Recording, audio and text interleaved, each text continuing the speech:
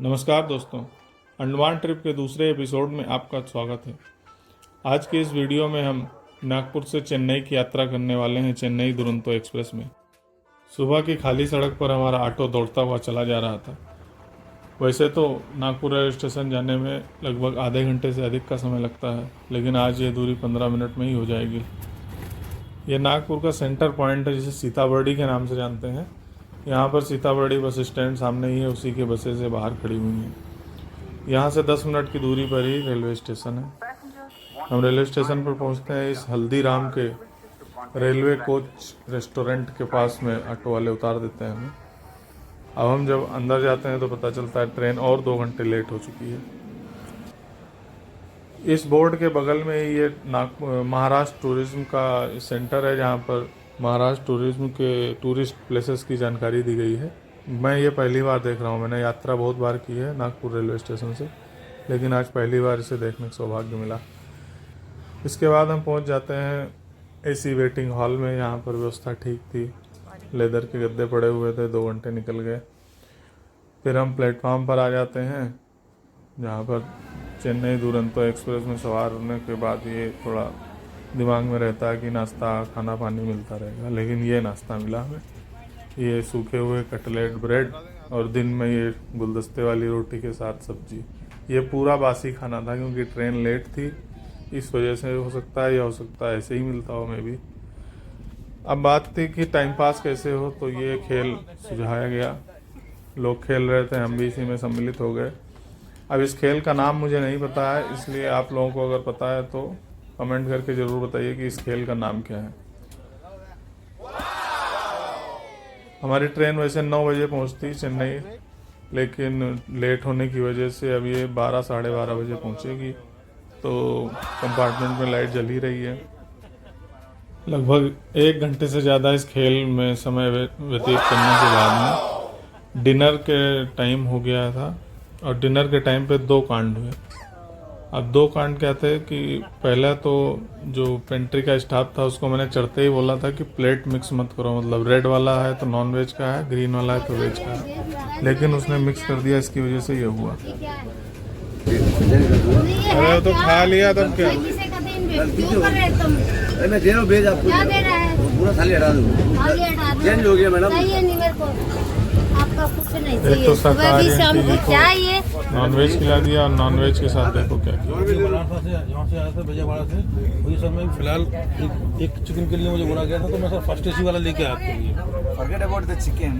How was the gravy and how was this gravy? Sir ये first AC का chicken लेके gravy है अलग अलग है ना? हाँ अलग अलग सर, ये सर यहाँ बना हुआ है, ये सर वहाँ से आया वो रोल है फर्स्ट एसी का और थर्ड एसी का, सेकंड एसी का जो ग्रेवी खाना तो अलग नहीं होता है ना, खाना तो फर्स्ट एसी का अलग रहता है, और फर्स्ट एसी यहाँ बनता है, और सेकंड थर्ड एसी का सर वहाँ से आता है बाहर से। तो भैया ये पता चल चुका था कि फर्स्ट एसी का खाना ट्रेन के अंदर बनता है, पेंट्री कार में बनता है, और सेकेंड एसी और थर्ड एसी का खाना बाहर से आता है, प्लेटफॉर्म से लोड होता है किसी किसी स्टेशन से। रात का खाना भी ऐसा था। अब मैं बुराई करने के लिए मजबूर हो गया, खाना का वैसे बुराई करता नहीं हूँ मैं।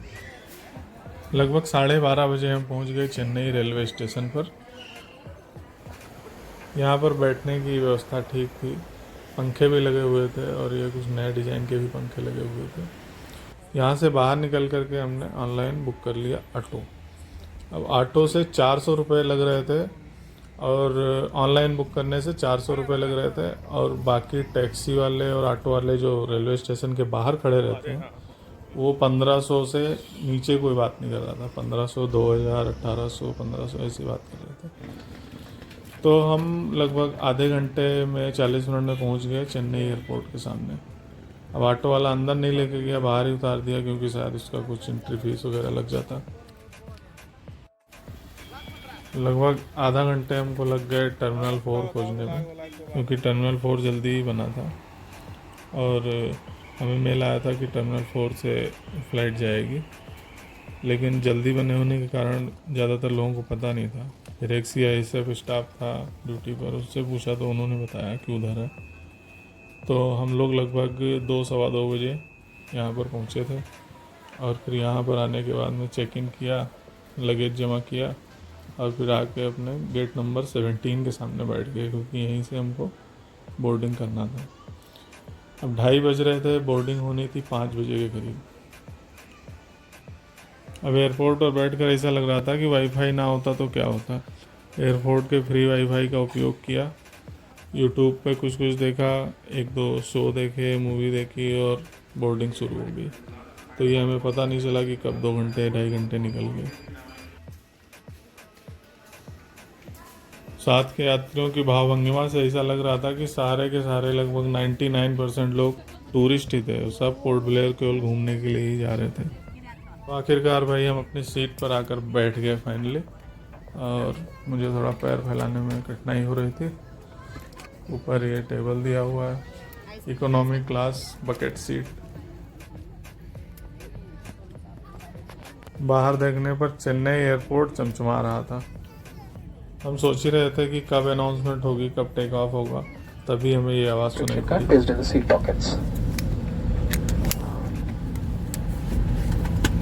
इकोनॉमी क्लास में लाइफ सीट के नीचे रखी है, बिजनेस क्लास में।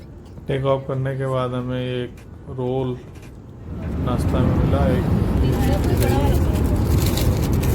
सेवइयाँ, नमकीन सेवइयाँ और एक वड़ा।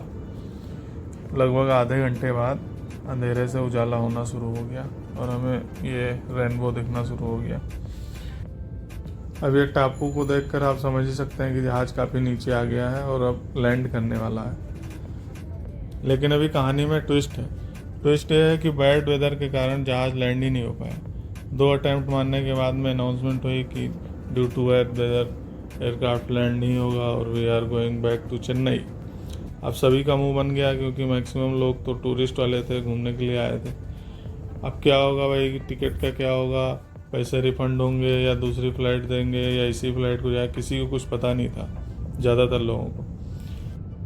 लगभग 2 घंटे बाद यानी 9 बजे के करीब, 7 बजे पोर्ट ब्लेयर में लैंड करना था, लेकिन वापस आया तो 9 बजे चेन्नई में लैंड हुआ। अभी बाहर जो स्टाफ देख रहे हो, ये वापस भेजने की तैयारी में लगा हूँ। इसी बीच हमको राहत देने वाला एक मेल मिला, जिसमें लिखा था कि आपकी फ़्लाइट रीशेड्यूल हो गई है और आधे घंटे बाद दोबारा टेक ऑफ हो जाएगी।